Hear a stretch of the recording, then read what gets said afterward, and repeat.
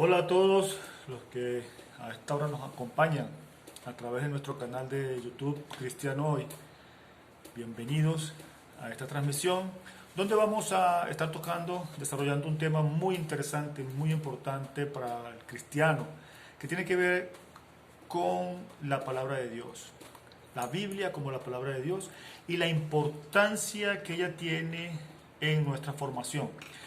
Para todo aquel que se llama cristiano, para todo aquel que es cristiano, es de suma importancia tener una disciplina de la lectura de la palabra de Dios. ¿Por qué? Bueno, todo ese tema lo vamos a estar desarrollando hoy. Todos los porqués, todo lo importante, todo lo relevante y por qué es necesaria. Pero podríamos comenzar con la idea siguiente, que es que la palabra de Dios, como lo estamos indicando, es palabra de Dios. Imagínate si tuvieses a alguien que admiraras mucho, a alguien que fuera un referente para ti. Siempre quisieras tener información de esa persona. Es muy común que cuando admiramos a alguien o alguien se destaca y nos llama la atención, queremos saber más de esa persona. Averiguamos su biografía, quién fue su padre, dónde nació, cuáles son sus gustos. Cuanto más, en una escala superlativa, debemos nosotros interesarnos por quién es Dios. ¿Y dónde sabemos o conocemos quién es Dios? En su palabra. Donde tenemos la mejor información, o mejor, la única información verídica acerca de quién es Dios, en su palabra. Porque su palabra es su palabra inspirada a los hombres para que sea conocida, y es Él revelándose a los hombres. Recordemos que un principio Dios se reveló a través de su naturaleza y todavía lo sigue haciendo. Se manifestó a los hombres y en Jesús hubo su plena manifestación. Y todo lo que hizo Jesús, todas las enseñanzas de Él, de Dios mismo a través de su Hijo, quedaron escritas en su palabra. Y desde el Génesis hasta el Apocalipsis está la palabra de Dios en ese libro que llamamos Biblia y que la consideramos como su palabra, y por eso es tan importante que podamos nosotros desarrollar una disciplina diaria y abundante de la lectura de la palabra del Señor. Bien, podemos enumerar muchas razones por las cuales nosotros debemos interesarnos en la lectura de la palabra de Dios, porque es importante. Es importante porque ella es la que nos va a santificar. Dice el Señor en su palabra, Jesús le decía al Señor orando: Padre, santifícalos en tu verdad. Tu palabra es verdad. O sea, somos santificados en su palabra. Y el Señor en Deuteronomio llama la atención a su pueblo y le dice que guarden sus mandamientos, que los pongan por práctica y Él los santificará. O sea, es el método que dejó el Señor directamente: leer su palabra, ponerla por obra, ponerla en práctica, hacer la vida en nuestras vidas, y Él entonces nos santificará. Otro aspecto muy importante de la palabra de Dios es que la palabra de Dios es la espada del Espíritu. Nosotros vivimos en una constante lucha, una constante batalla espiritual, y la espada que está descrita por el apóstol Pablo como parte de la armadura de Dios, de todo lo que nosotros podemos allí analizar, es el único elemento de esa armadura que es ofensivo. Todos los demás son defensivos. Ahora bien, imagínense, si usted no lee la palabra de Dios, ¿de qué tamaño es su espada? Dice que es la espada del Espíritu. ¿Qué va a traer el Espíritu a su mente si la palabra no está en su corazón, no está en su mente? Usted no ha leído la palabra. Esa espada viene a ser como un cuchillito pequeño, ¿ok? Un corta uñas quizás. Y necesitamos que esa espada sea grande, sea fuerte. Y esa palabra, que es la espada del Espíritu, debe ser así de grande. ¿Pero cómo es de grande? Leyéndola, teniéndola en nuestro corazón, teniéndola en nuestra mente, haciendo la vida. Y entonces esa palabra pasará a ser una espada con la cual podamos librar nuestras batallas. Como palabra de Dios, debería ser nuestro máximo interés que cualquier otra cosa que nos pudiera interesar. Como decía, ¿por qué? Porque entonces es la palabra de Dios. Ahora bien,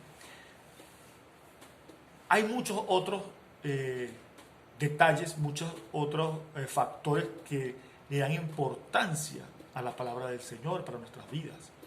Es el alimento, ¿verdad? Es una lámpara que guía nuestros pies en el camino. O sea, la palabra del Señor, y para esto les voy a poner una tarea ya de una vez. Una tarea que quiero que cumplan. Y es que lean el Salmo 119. Cuando tengan la oportunidad, van a leer el Salmo 119. No le tengan miedo a que es muy largo, tiene 170 y tantos versículos. No. Pero en el Salmo 19, casi todos los versículos del Salmo 119, a excepción de unos 5, creo, 4, todos hablan acerca o hacen referencia a la palabra del Señor. Allí es donde encontramos el versículo: lámpara es a mis pies tu palabra. Y hay una infinidad de versículos que nos hablan de diferentes formas acerca de la palabra del Señor. La describen de diferentes maneras, la describen como ley, como estatuto, como tu palabra, como tu consejo, de diferentes maneras. Pero ¿qué es lo importante? Que allí se describe todo lo que es la palabra del Señor para cada uno de nosotros. Ok, pasemos entonces a otro punto, porque este es un tema muy extenso. Yo voy a tratar de hacerlo lo más conciso posible, pero hay muchas cosas que podemos hablar de la palabra de Dios, y quizás en otros momentos, dependiendo de la participación de ustedes en este programa, dependiendo de las inquietudes que deje, podamos entonces organizar otro con otros aspectos. Pero es muy extenso, y bueno, vamos a tratar de tocar la mayor cantidad de puntos acerca de la importancia de la palabra de Dios, o la Biblia como la palabra de Dios, en el corto tiempo que tenemos. ¿Cómo llega la Biblia hasta nuestros días? Es algo muy interesante.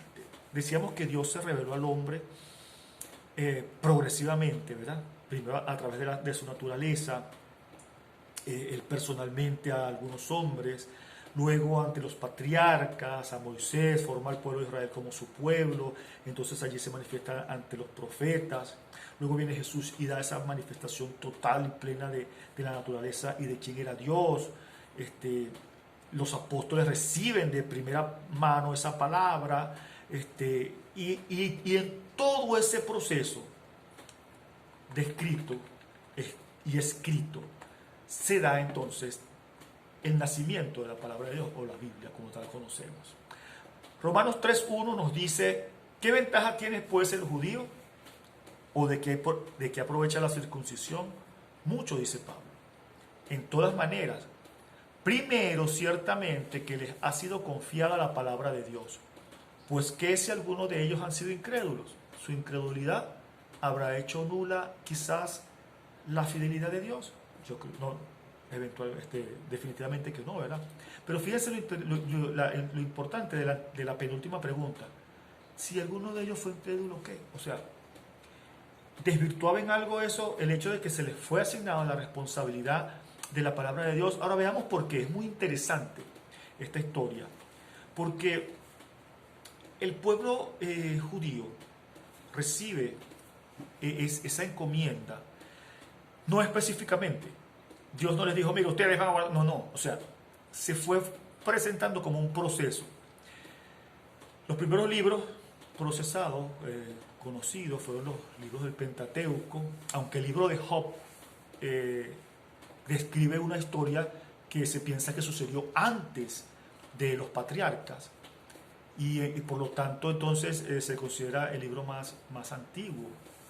Pero el Señor fue manifestándose y hubo necesidad de que eso fuera quedando escrito, y Dios fue planeando todas las cosas y poniéndolas en su justa ubicación. Un detalle muy importante que tenemos que tener en cuenta es esto. La palabra de Dios describe el plan de Dios para los hombres. En la palabra de Dios podemos conseguir muchos detalles históricos, biográficos, literarios, pero ese no es el fin de la Biblia. Hay gente que critica la Biblia por ciertas inexactitudes, según ellos, porque quieren juzgarla desde un punto de vista histórico, como que si necesariamente tuviese que guardar una rigurosidad histórica, cronológica. Pero no es así, porque la Biblia no tiene ese fin. Ese no es el fin de la Biblia, contar la historia de la humanidad, no. En la Biblia está el plan de Dios para el hombre, lo que Él quería y quiere hacer para el hombre. Entonces, esa es una de las primeras cosas que nosotros debemos tener presentes cuando leemos la palabra del Señor. Que allí está el plan de Dios para el hombre. ¿Ok? Entonces, es algo que debemos tenerlo presente como visión. Siendo así, estos hechos que comenzaron a suceder desde un principio en relación, desde Adán, ¿ok?, fueron siendo recopilados en información, primeramente por los antiguos, luego por los patriarcas. Esto pasó al pueblo de Israel ya constituido como una tradición oral. Y esto luego fue escrito. ¿Ok? Vemos lo siguiente, que ¿por qué tuvo que ser así o por qué fue así? Bueno, fue muy importante la participación y la colaboración o el aporte del pueblo judío. ¿Por qué? Porque la gran precisión que ellos tenían con respecto a su tradición oral era muy interesante, o sea, era muy desarrollada. Ellos, de hecho, su formación y la formación de los niños y de cada ciudadano tenía un componente muy grande de aprendizaje de todo lo que era la ley de Dios y todo lo que era la historia de ellos y lo que los profetas, los patriarcas habían enseñado, los primeros, los antiguos que llaman la palabra. Y todo ese conocimiento fue guardándose, pasando de padre a hijo, y luego es entonces comenzado a vaciar en las escrituras a través de los escritos de Moisés, que es el Pentateuco, y la ley. Esta tradición tan fuerte y ese celo que tenían ellos por ese transmitir a cada uno de sus descendientes el conocimiento, fue una garantía de la conservación de toda esa información y de todo lo que Dios había vaciado en estas personas como conocimiento, como dije, primeramente en los primeros hombres, después en los patriarcas, y luego aquello pasa a la escritura por parte de un hombre que se llamó Moisés. Hay muchas críticas, hay muchos movimientos actuales, y eso se los voy a decir de una vez para que estemos al tanto. Que muchos le llaman la alta crítica. Yo no voy a entrar en esos detalles porque son bastante científicos, bastante, vamos a decir, especializados. Y no es el tema en este momento, pero para que más o menos tengan una referencia, por si acaso oyen algo. Hay gente que opina que Moisés no escribió ni una cuarta parte del Pentateuco, y dan algunas observaciones al respecto, pero ¿cuál es el problema y cuál es el detalle que desvirtúa a este tipo de movimientos o de movimientos corrientes de pensamiento, que no son cualquiera personas las que desarrollan esto, son hombres pensadores, filósofos muy importantes, investigadores incluso, que pareciera que, o pareciera no, cuando usted nota y estudia todo lo que ellos dicen, todo lo que ellos argumentan, ellos van más que todo a la intención de desvirtuar en lugar de confirmar si una cosa es cierta o no. O sea, la intención de ellos realmente no es verificar si la palabra de Dios está bien o está mal. No, es de una vez tacharla como que está mal. O sea, todos lo juzgan desde ese punto de vista. Es una de las debilidades de estos estudios que se hacen y se revisan y se leen para tener una información y pudiera a veces obtenerse ciertas cosas importantes, interesantes de allí, pero realmente lo que pasa es eso. Tratan totalmente de desvirtuar. Porque se basan mucho en lo que anteriormente yo les dije. Juzgan y estudian la Biblia con una óptica muy rígida y muy fija, en el sentido de que, por ejemplo, si ellos quieren determinar la sucesión de hechos, pretenden que la Biblia guarde exactitud total y vemos que es muy difícil e imposible que eso suceda por los procesos de el paso de la información de una generación a otra, las formas como se pasaron, las formas como se transcribieron, y ese proceso lo vamos a ir viendo un poquito más adelante.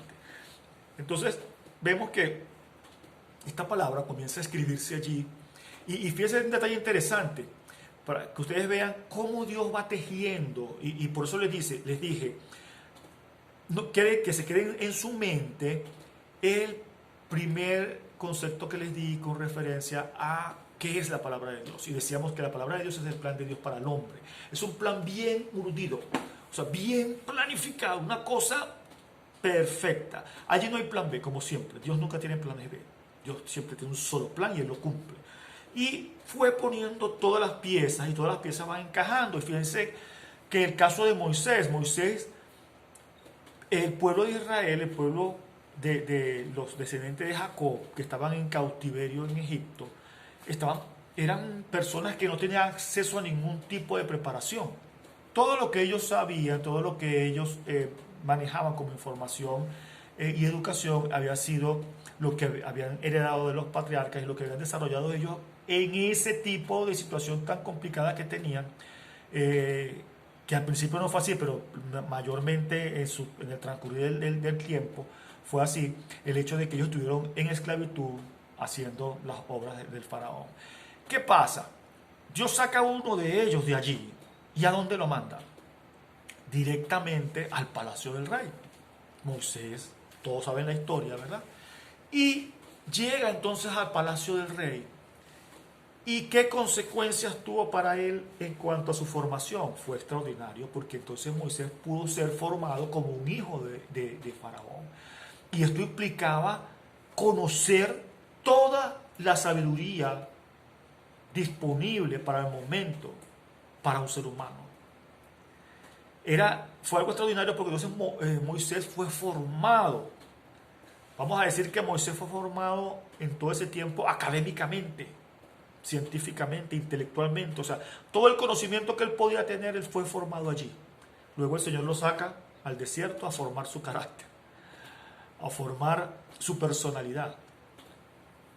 Él necesitaba ser un hombre de ese calibre y el Señor lo hizo de esa manera.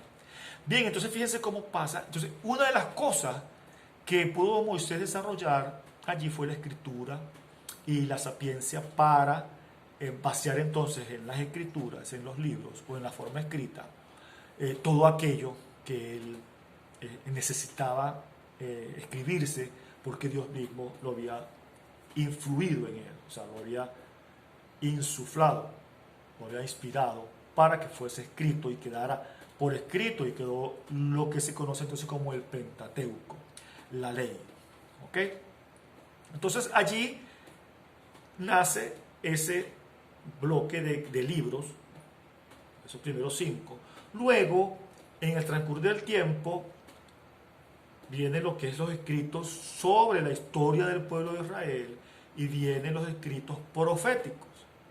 Todos esos escritos, hubo multitud de personas, que es uno de los detalles bien interesantes de la palabra, que fue escrita más o menos en un periodo de 1600 años por más de 40 personas, y allí hay una unidad. A pesar de que fueron tan diferentes las personas que intervinieron en la escritura de la palabra, es un detalle interesantísimo el hecho y que valida el hecho de la Biblia como la palabra de Dios, el hilo que es continuo en toda la historia bíblica. Porque fíjense algo, la Biblia no fue escrita como un dictado. No, allí se escribió la vivencia de el desarrollo del plan de Dios para el hombre en cada etapa de la vida que es descrita en esos 1600 años. Está escrito todo cómo el Señor fue manifestándose, fue hablando. No estoy diciendo que en ese periodo fue que se manifestó Dios, no.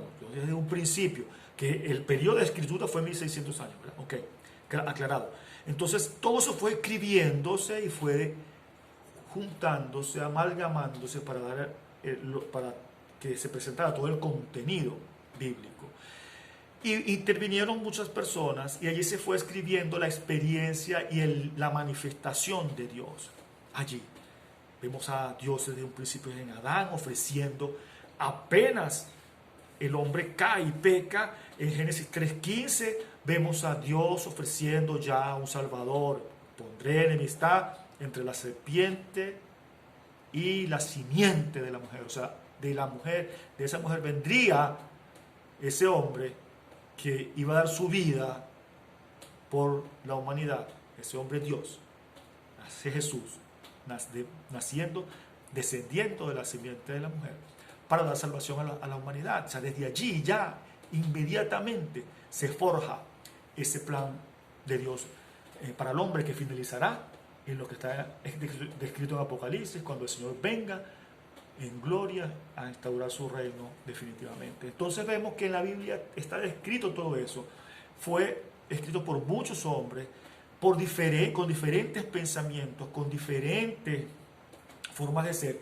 Y ese es otro detalle entonces que debemos ir anotando como algo muy importante de tener en cuenta al momento de leer la palabra del Señor. Ya llevamos dos. El primero, que el Señor describe en su palabra su plan para el hombre. Segundo, que fue escrita por diferentes hombres con diferentes pensamientos, con diferentes formas en diferentes etapas de la historia. Imagínense, nosotros, por ejemplo, si usted lee los documentos de la historia de nuestra independencia, o los documentos ordinarios, o por ejemplo los escritos de Bolívar, de Miranda, de esos hombres que forjaron la historia hace 200 años, usted va a encontrar allí palabras que usted ni conoce, y usted va a conseguir allí expresiones que usted no domina, que no son actuales, ¿verdad? Entonces podría imaginarse hace más de 2000 años todos estos sucesos y escrito en un periodo de 1600 años. Es para que tengamos la idea. Por eso lo siguiente, ¿por qué es importante tener eso en cuenta? Porque a la hora de leer la palabra y de interpretar lo que dice la palabra, tenemos que tener en cuenta eso, porque lo importante es lo que Dios quiere decir cuando dice lo que dice en su palabra. Y eso viene determinado por todas estas condiciones que estamos hablando. La primera, que allí está el plan de Dios para el hombre. ¿Ok? ¿Qué priva al momento de yo leer un pasaje bíblico entre la interpretación que yo pueda darle a una aplicación personal y circunstancial a una que tenga que ver con el plan de Dios para el hombre? Lógicamente, tenemos que verlo en esa visión de que el Señor dejó, o sea, plasmado allí en la palabra, su plan para nosotros. ¿Ok? Seguimos entonces diciendo, hablando acerca de lo que traemos. Entonces vemos que vienen esos pasajes donde nos describe la historia del pueblo de Israel, cómo el Señor se manifestó a través de su pueblo, cómo les dirigió, cómo Él les dio una ley que tenían que cumplir, y todo ese proceso, los escritos proféticos. Bien, allí esos escritos, lo que se llamaba la ley, los escritos y los profetas, eso le llamaban los judíos la Tanaj. ¿Okay? Y esos escritos eran los que citaba Jesús cuando estuvo acá. ¿Qué importancia tiene eso? que si Jesús usaba esos escritos tienen la autoridad del Señor, son palabra de Dios, porque Jesús los usó. Si no fuese así, Él no los hubiese usado. Allí entramos en un tema muy importante que es el canon bíblico. ¿Qué es el canon? El canon es el proceso que determina que lo que consideramos nosotros como palabra de Dios. Y eso viene de una palabra que significa caña, que es una forma de medir. Son reglas, son principios que determinan este libro es palabra de Dios. Y uno de los mejores argumentos que tenemos a la hora de ver los escritos, en el caso de los escritos de los judíos, es que esos escritos fueron usados no solamente por el Señor Jesús, sino también por sus apóstoles. ¿Ok? Entonces, eso nos da una garantía de que esos libros son palabra de Dios. Ahora bien, voy a hacer una referencia histórica aquí, porque es muy importante para determinar algo donde hay una diferencia con ciertas versiones bíblicas o ciertas traducciones de la Biblia, donde aparecen unos libros que le llaman apócrifos y otros le llaman deuterocanónicos. No le tengan miedo a esas dos palabras, son palabras que explican lo siguiente. Un libro apócrifo es un libro que no es escrito por alguien al cual se le atribuye, ¿ok? Y por tanto en este caso es como si fuera falso, pero a mí no me gusta mucho usar ese término porque en realidad no es así, porque ya se los voy a explicar por qué. Y deuterocanónico significa como que si fuera canónico posteriormente, o sea, sí canónico, otro término también errado para estos libros. ¿A qué se refieren estos? Son unos libros que aparecen en el Antiguo Testamento acompañando a los libros que nosotros consideramos como canónicos, ¿ok? Y estos libros, algunos de ellos se llaman Judí, Baruch, Eclesiástico, Macabeos. Ahora, ¿qué fueron esos libros? ¿Qué pasó? Estos libros también eran escritos judíos. Aproximadamente en el año 300 a.C., un hombre, Ptolomeo, un gran emperador del imperio egipcio,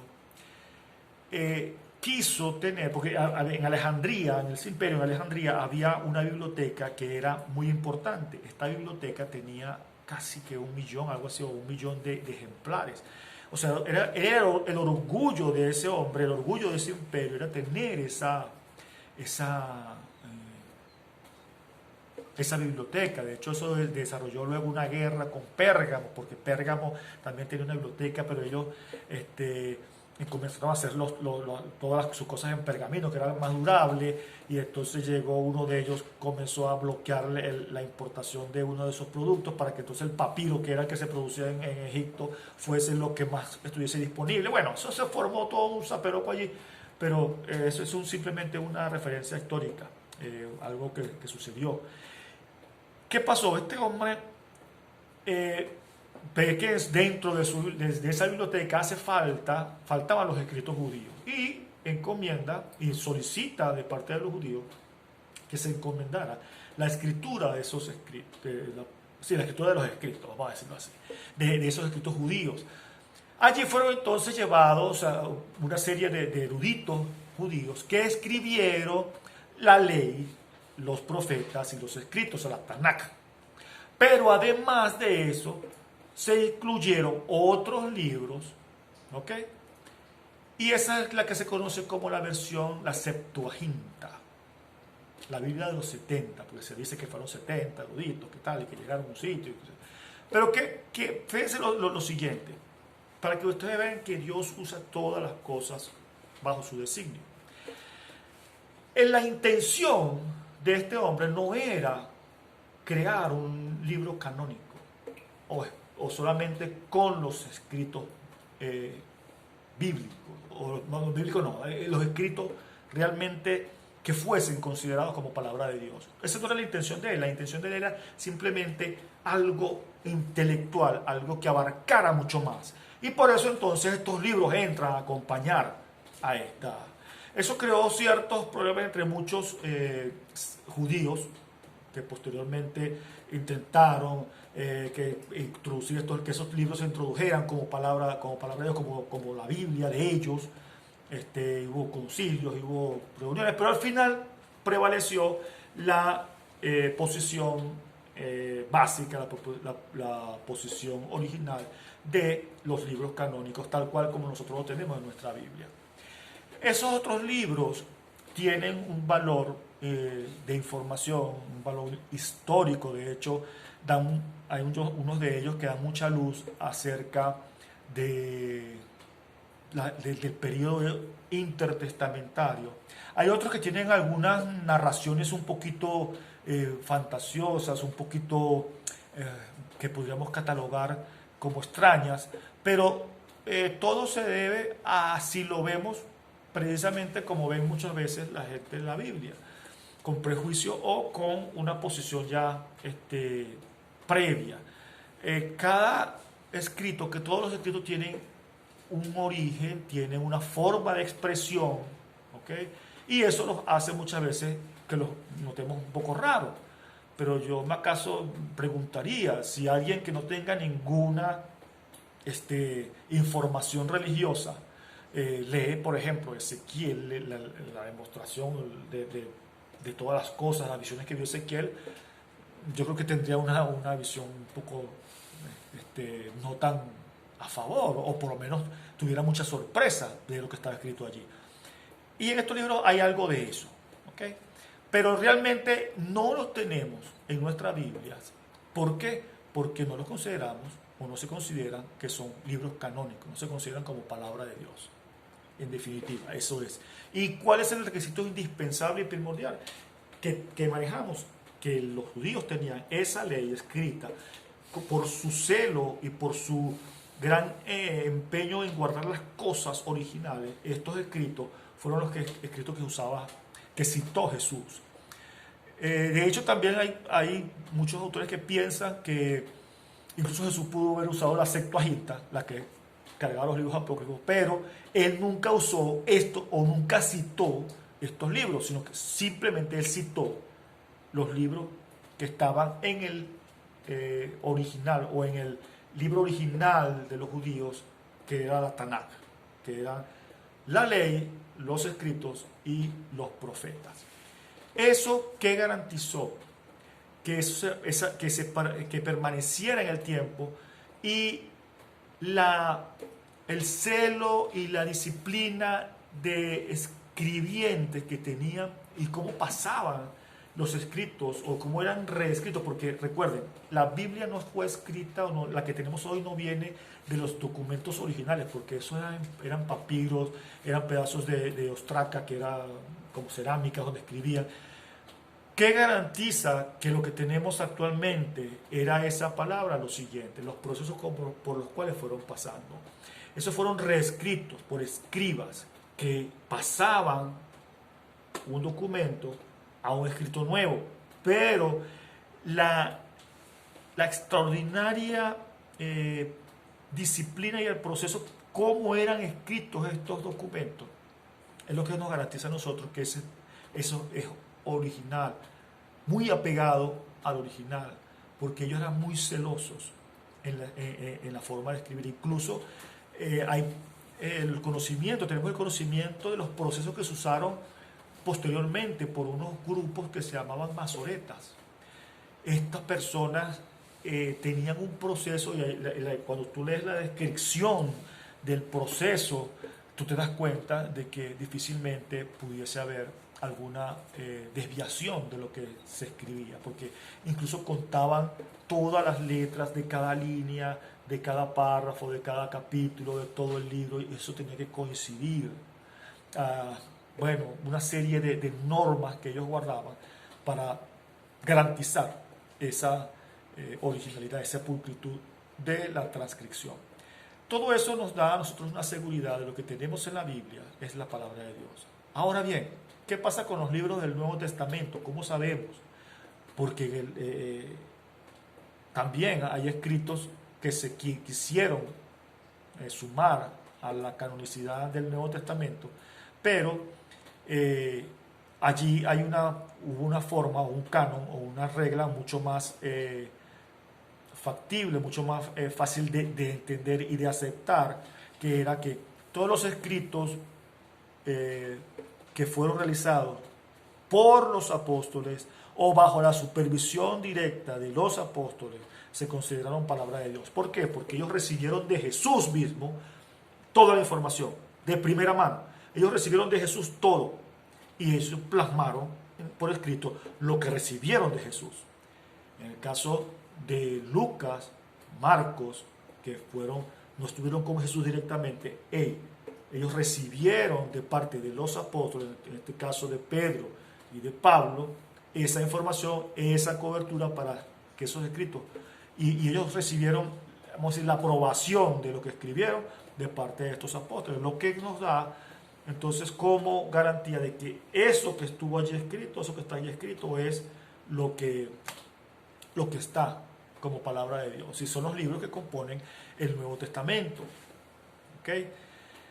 Ahora, hay unos libros que citan algunas personas como libros que debieran ser canónicos, e incluso le dan el nombre de, por ejemplo, el Evangelio de Tomás, y la gente dirá, bueno, pues Tomás fue un apóstol del Señor. Pero allí se ha demostrado que en esos libros no fueron realmente escritos por Tomás, sino por otras personas, ¿okay?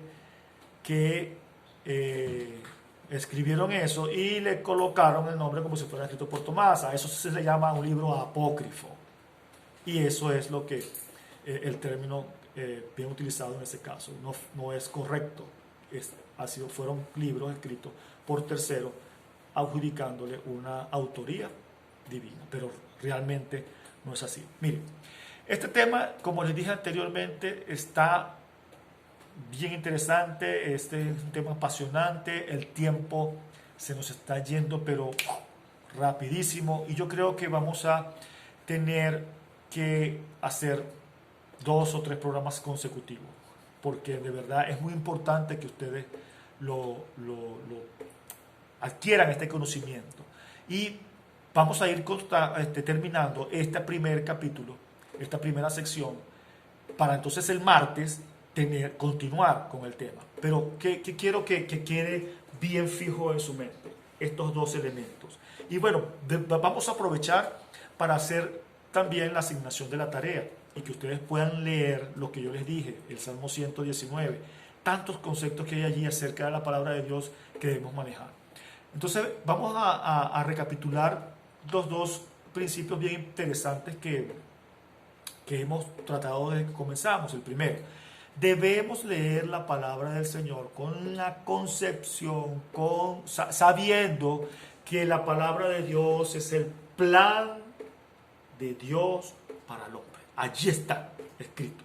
Desde Génesis hasta Apocalipsis está Jesús demostrado, está el plan de Dios para el hombre, está tu salvación desde Génesis hasta el Apocalipsis. Y la otra era que la Biblia fue escrita en un periodo largo de tiempo, describe una serie de sucesos, fue escrita describiendo prácticamente mucho de la vivencia de cada uno de estos hombres que escribieron y plasmaron allí lo que Dios les inspiró.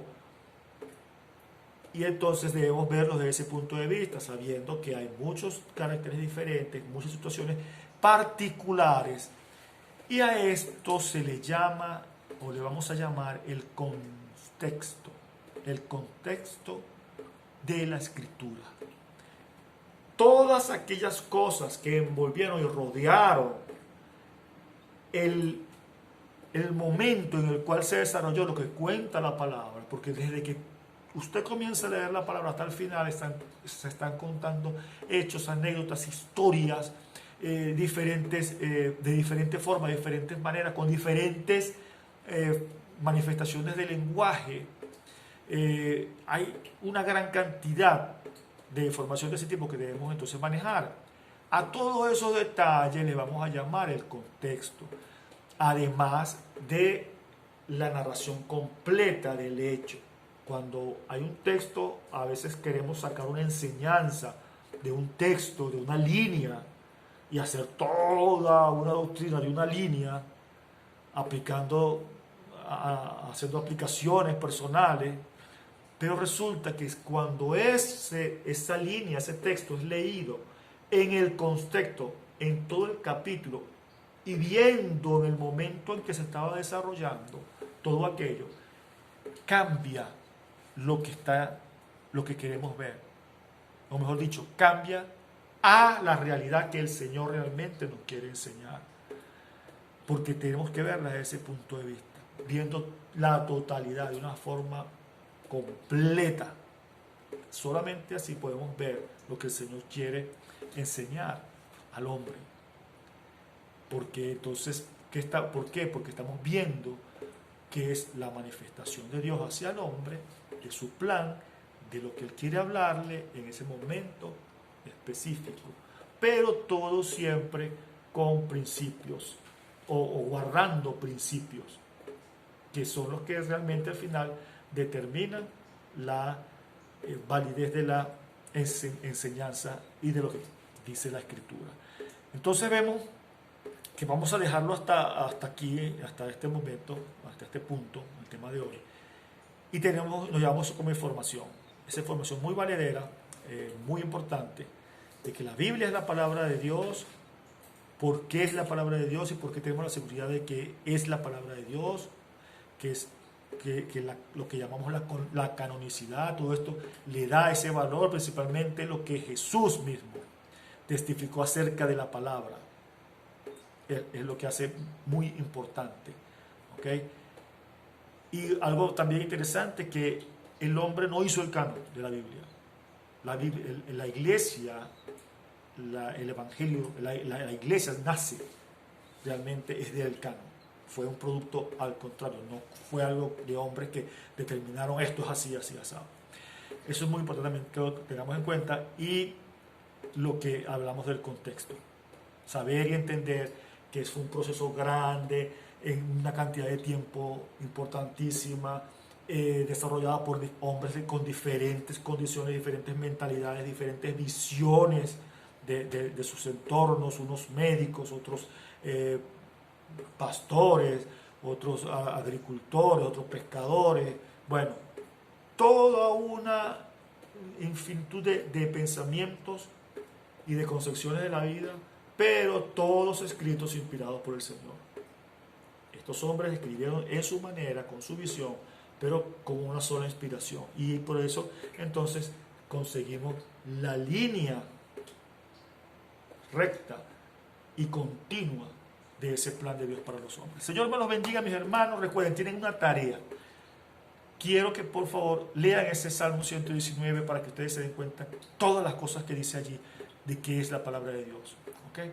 Dios me los bendiga, Dios me los guarde, y los espero el próximo martes con este tema. Seguimos desarrollando este tema el próximo martes, y esperemos que si no podemos terminar este martes, bueno, terminamos el próximo sábado, pero vamos a tratar de avanzar lo más que podamos, porque me parece muy importante que hayamos todo lo que dijimos en el día de hoy. Dios me los bendiga, mis hermanos, Dios les guarde.